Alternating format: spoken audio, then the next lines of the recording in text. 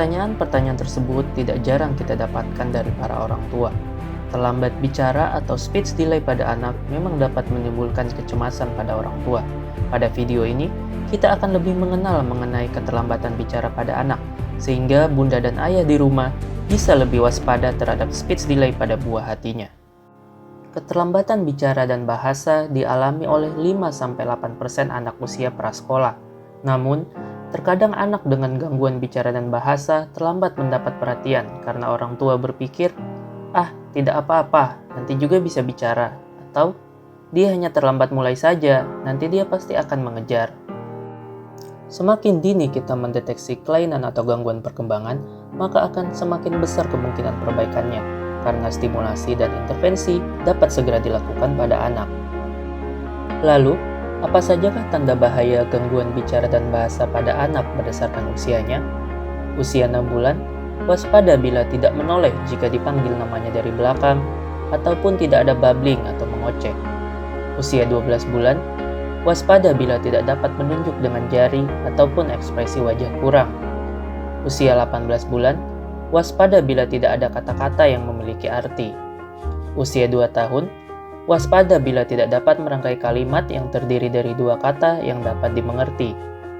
Usia 2-3 tahun, waspada jika belum bisa menyebutkan nama dan kegunaan benda yang sering ditemui ataupun belum bisa melakukan 2 perintah sederhana. Usia 3-5 tahun, waspada jika belum bisa bercerita serta menggunakan kalimat panjang lebih dari 4 kata saat bicara ataupun bicara yang belum sepenuhnya bisa dimengerti oleh orang lain. Keterlambatan bicara dan bahasa tidak hanya berpengaruh terhadap perkembangan saat ini saja, tetapi mempunyai dampak jangka panjang seperti kesulitan belajar, gangguan komunikasi, dan peningkatan risiko ansietas atau kecemasan sosial.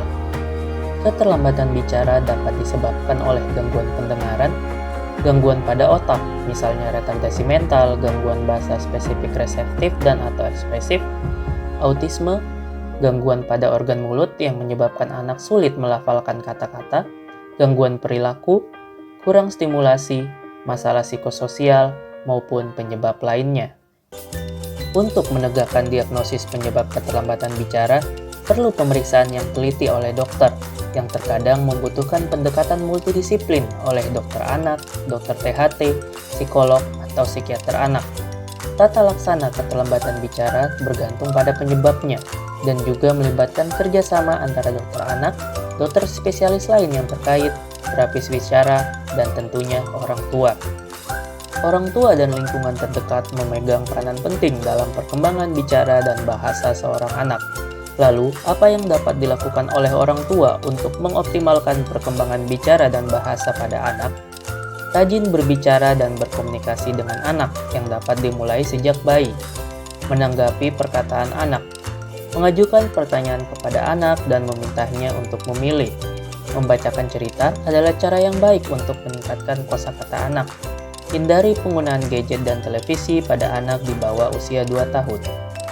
Pada anak yang pernah mengalami keterlambatan bicara, pemantauan perkembangan setelahnya sangat penting, terutama perkembangan bahasa yang meliputi menulis, membaca, maupun perkembangan emosi dan perilaku anak. Keterlambatan perkembangan bicara dan bahasa sebaiknya dapat dikenali oleh orang tua sedini mungkin, agar tata laksana yang cepat dapat diberikan dan memaksimalkan kapasitas bicara dan bahasa yang dimiliki anak.